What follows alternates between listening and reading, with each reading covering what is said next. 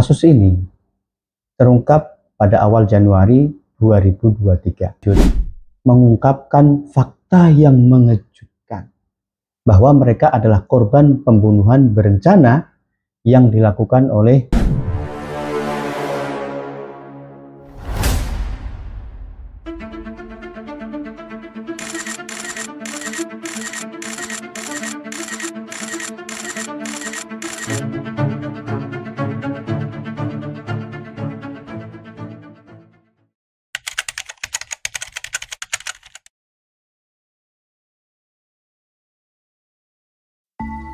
Assalamualaikum warahmatullahi wabarakatuh. Selamat datang kembali. Selamat datang di channel kami. Dan pada episode kali ini kita akan membahas sebuah kasus pembunuhan berantai yang menggemparkan Indonesia. Lagi-lagi pembunuhan berantai yang menggemparkan. Kasus ini melibatkan seorang pria bernama Wawon Erawan alias Aki yang bersama komplotannya melakukan serangkaian pembunuhan di daerah Bekasi dan Cianjur. Nah, mari langsung aja kita telusuri kronologinya, motifnya, dan apa yang dampak yang bisa mengejutkan bagi warga setempat maupun masyarakat Indonesia.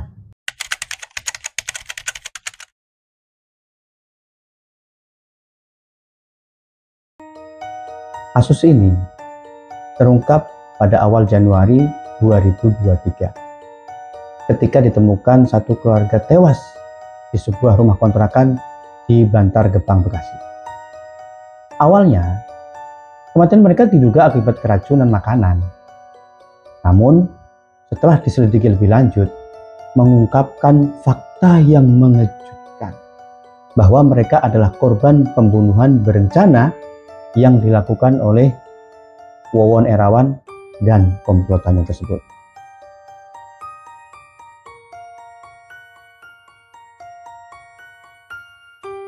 Korban-korban tersebut antara lain Ai Maimunah.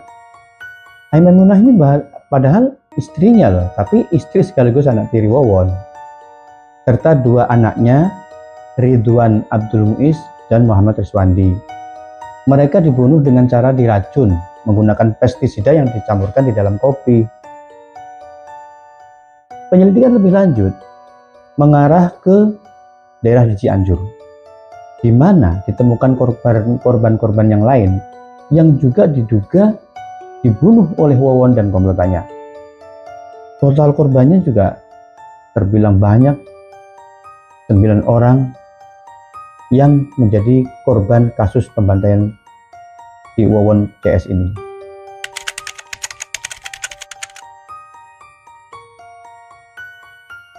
Nah, siapa Wawon Erawan? Pria berusia 60 tahun ini dikenal sebagai Aki Banyung bersama dua rekannya yang bernama Solihin alias Duloh dan Muhammad Dede Salihuddin. Mereka menjalankan aksi keji ini dengan berbagai motif termasuk alasan ekonomi, sosial, dan pribadi. Ini diungkapkan oleh tokoh kriminolog bahwa mereka melakukan serangkaian pembunuhan berantai ini didasari oleh faktor ekonomi, sosial, dan masalah pribadi.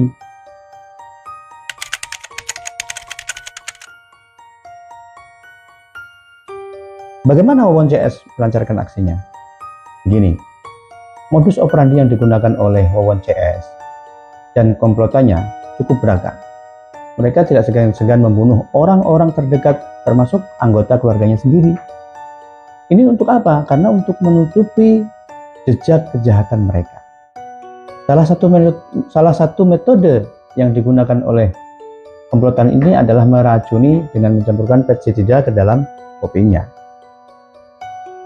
Selain itu, mereka ini juga menggunakan cara-cara lain loh, seperti mendorong korban ke laut, mengubur jenazah di sekitar rumah mereka untuk menghilangkan barang bukti dari kejahatan mereka.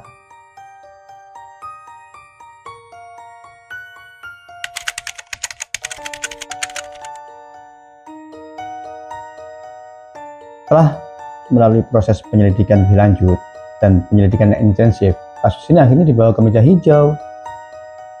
Pada November 2023, Pengadilan Negeri Bekasi menjatuhkan vonis penjara seumur hidup kepada Wawon Erawan Solihin alias Dullah itu dan Muhammad Dede Solihuddin atas tindakan pembunuhan berencana yang dilakukan. Vonis ini lebih ringan dari tuntutan jaksa yang menginginkan mereka dihukum mati. Ya mestinya kalau ini perbuatan pembunuhan berencana ya pasti hukuman mati ya.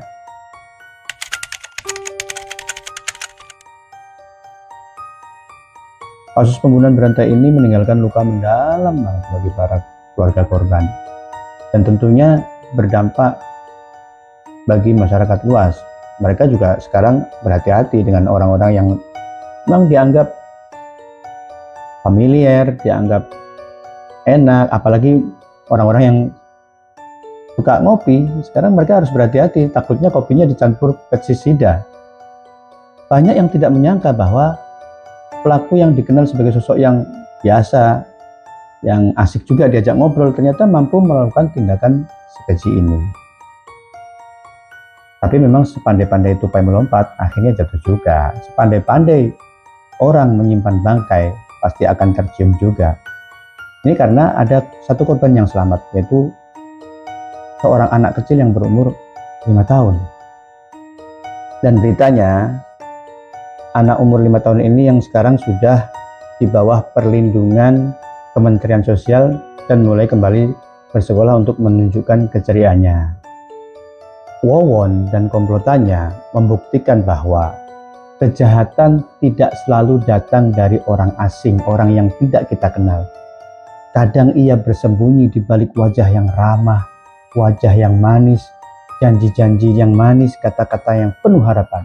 Tapi di balik semua itu ada kegelapan yang mengintai. Dan nyawa-nyawa yang terbuang sia-sia. Dan nyawa-nyawa yang terbuang sia-sia. Kini keadilan telah berbicara. Namun satu pertanyaan bagi yang masih menggantung. Beberapa banyak lagi wawon di luar sana yang belum terungkap. Berapa banyak korban lain yang mungkin tak pernah ditemukan. Dan terima kasih sudah menonton channel ini. Jangan lupa like, share, dan tentunya subscribe untuk cerita kriminal lainnya. Sampai jumpa di episode berikutnya. Wassalamualaikum warahmatullahi wabarakatuh.